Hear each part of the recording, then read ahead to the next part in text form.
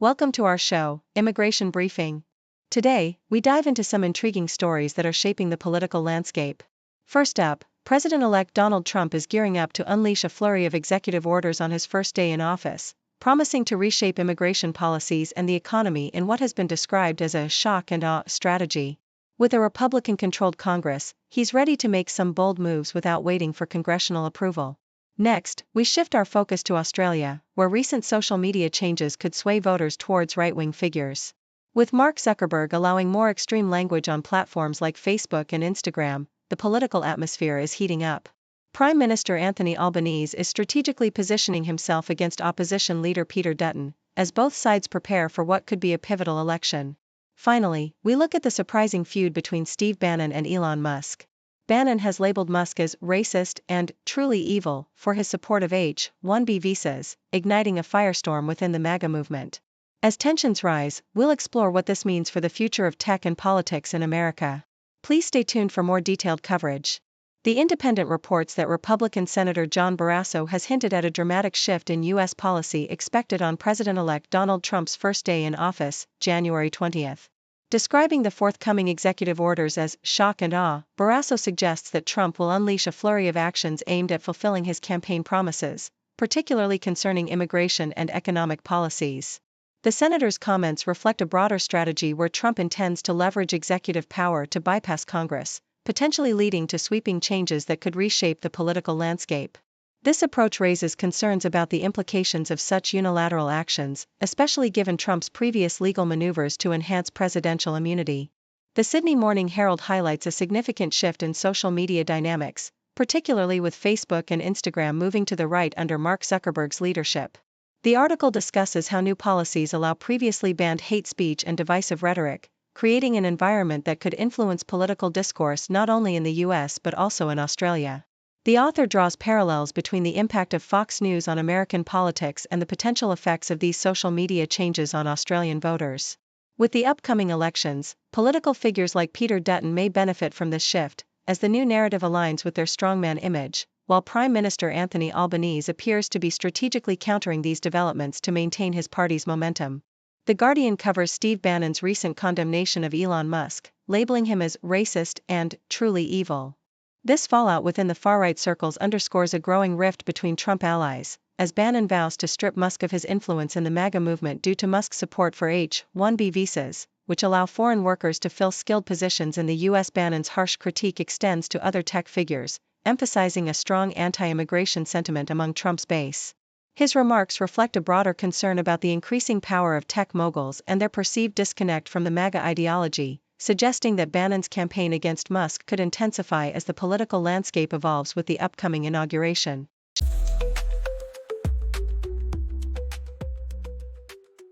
CBC reports on the starkly different experiences of two women seeking asylum in Canada after fleeing domestic violence. Emily Owi, a Nigerian mother, faced repeated rejections and threats of deportation despite her harrowing history of abduction and sexual assault.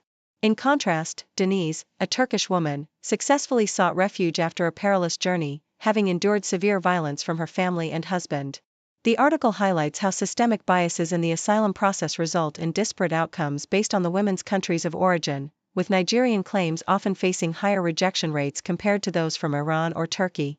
South China Morning Post reveals that former Hong Kong leader Carrie Lam's office is relocating from an expensive commercial building to government premises in Wan Chai, following public scrutiny over its cost to taxpayers. The current office was estimated to cost 9.17 million Hong Kong dollars for the 2023-24 financial year, prompting lawmakers to urge a move to a more economical location. The government has been under pressure to manage its budget effectively amid anticipated deficits, and Lam's new office will be in the former Immigration Tower, which had been vacated after the department's relocation. The Independent discusses Donald Trump's plans for immigration reform as he prepares for his inauguration. With a focus on closing the U.S.-Mexico border and mass deportation, Trump is exploring the use of Title 42 to block migrants from entering the U.S. However, challenges remain, including the need for significant funding and resources to carry out such extensive operations. Trump's border czar, Tom Homan, is tempering expectations within Congress, indicating that achieving the promised mass deportations will require careful planning and realistic assessments of available resources.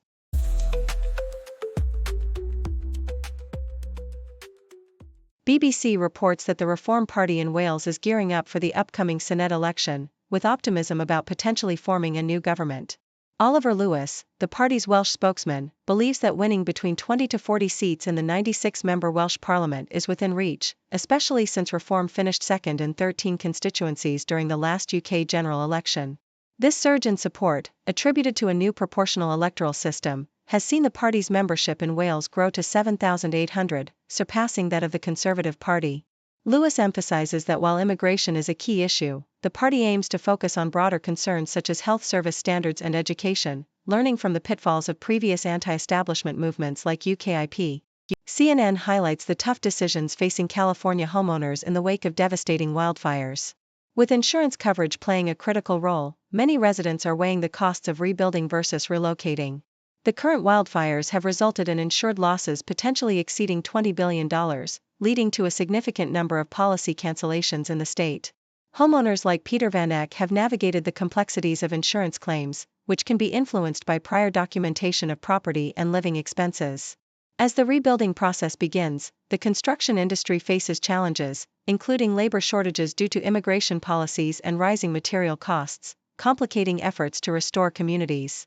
RFI explores the dilemmas faced by Syrian refugees in Turkey following the potential demise of Assad. Many, like Hassan Salaroglu, have established lives in Istanbul, running businesses and raising families, yet the prospect of returning to a war-torn Syria raises concerns. The initial excitement about returning has shifted to a more cautious approach, with refugees acknowledging the lack of infrastructure and safety in their homeland. Despite Turkish officials encouraging repatriation, public sentiment towards refugees has soured, leading to tensions and violence in urban areas. With the future uncertain, many refugees remain hesitant to return, fearing for their families' well-being under a new regime that may not be welcoming.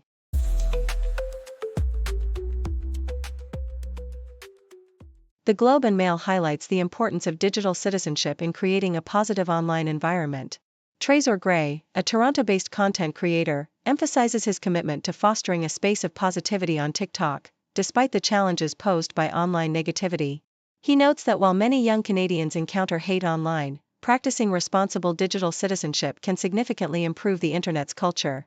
This includes verifying information before sharing, pausing before reacting to online comments, and recognizing the humanity behind digital interactions. Gray's approach serves as an example of how individual actions can contribute to a healthier online community. CBC reports on the significant increase in refugee claims accepted by Canada, which has more than doubled since 2018. Asylum seekers from countries like Iran and Turkey have seen particularly high acceptance rates, while those from nations such as Nigeria face more scrutiny. The Immigration and Refugee Board has implemented faster processing methods, allowing many claims to be approved without a hearing, which some experts warn could lead to potential abuses of the system. The disparities in treatment based on the country of origin raise concerns about fairness and the integrity of the asylum process, highlighting the need for consistent scrutiny of claims. The Independent addresses the complexities of airline policies regarding no-show passengers. A young traveler who missed his outbound flight discovered that his return ticket was automatically cancelled by American Airlines, a common practice among legacy carriers. This policy, designed to prevent fare abuse, often leaves passengers in difficult situations, forcing them to incur additional costs for new tickets. The article advises travelers to proactively communicate with airlines if they anticipate missing a flight and to explore travel insurance options for unexpected expenses. It underscores the importance of understanding airline rules to avoid costly mistakes during travel.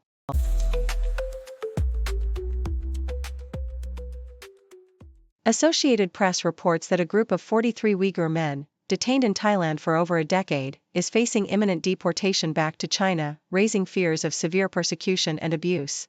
In a desperate letter, the detainees have appealed for international intervention, stating, "We could be imprisoned, and we might even lose our lives." The Uyghurs, a Muslim ethnic group from Xinjiang, have long faced governmental oppression, with many being sent to camps where they report widespread abuse. The situation echoes past incidents, such as the 2015 deportation of 109 Uyghurs to China, which sparked global outrage. Activists and relatives highlight the dire conditions in Thai detention centers, where detainees endure overcrowding, poor nutrition, and isolation from the outside world. Concerns have intensified as Thai officials have recently suggested deportations, possibly influenced by diplomatic relations with China. BBC highlights the ongoing debate in the UK regarding the repatriation of British citizens who joined the Islamic State group and are currently held in Syrian detention camps. Jonathan Hall KC, the UK's independent terrorism legislation reviewer, has urged the government to consider bringing these individuals back, arguing that it could serve national security interests. The case of Shamima Begum, who left the UK as a teenager to join IS and was subsequently stripped of her citizenship, remains a focal point of this discussion. While some officials argue against her return, citing security risks, Hall suggests that repatriation does not equate to moral absolution and could help prevent potential threats if these individuals escape from detention. The conversation continues as the UK government grapples with the implications of such decisions on national security. South China Morning Post reports on the Education University of Hong Kong's action plan concerning non-local students who failed to submit their visa details, with over 900 identified in violation. The university is under scrutiny from the Immigration Department, which has expressed serious concern over the situation. In response, EDU plans to form a task force to enhance communication and ensure students are reminded of their visa responsibilities. Students have been warned that failure to comply by the January 17 deadline could lead to the cancellation of their student IDs and access to university facilities. Authorities emphasize that maintaining valid visas is crucial, and violations can result in severe penalties, including imprisonment and hefty fines, underscoring the importance of legal compliance for non-local students in Hong Kong.